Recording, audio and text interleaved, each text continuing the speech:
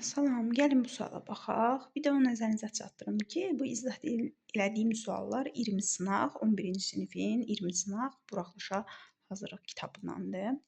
Gəlin, deyir tənlinin köklərinin cəmini tapın. Gəlin neyniyək? Baxın, biz birinci burada 49-u necə yaza bilərik? 7-nin kvadratı. Üzərində x olduğu kimi saxlayırıq. Minus 8 vuraq. 7 üzəri x plus 7 bərabər 0.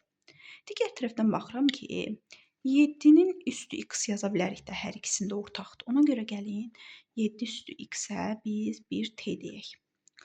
Bunu necə yaza bilərik? Baxın, 7 üzəri x üzərində 2 yaza bilərik də, onsuz da eyni şeydir. Yəni yerlərini dəyişdirdim. Bu şəkildə.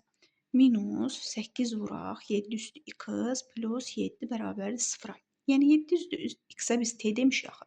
Ona görə t-nin kvadratı, yəni 7 üstü x-in yenə t yazıram. T-nin kvadratı minus 8 vuraq t plus 7 bərabər 0-a. İndi gəlin bunun t1, t2-ni tapmağa çalışaq. t1, t2. Biz bilirik ki, hasil 7 eləsin, cəm müsbət 8. Bu zaman 1 ilə 7-dir də.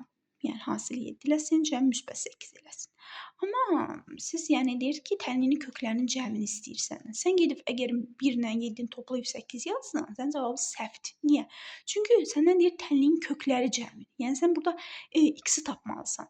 Əslində sən bu t-in sənin kökün deyil. Biz 7 üstü x-ə t demişik. Yəni bir dəfə deməli 7 üstü x-i, yəni t1-ə bərabər eləməliyik, yəni 1-ə bərabər eləməliyik. Bir dəfə 7 üstü x-i t2-yə, yəni 7-yə bərabər eləməliyik. Və buradan tapdığımız x də bizim tənliyimizin köküdür.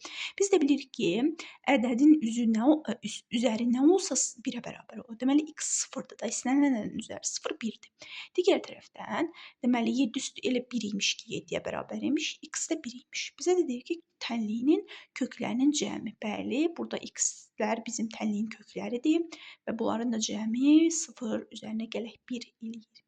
Cavabımız 1.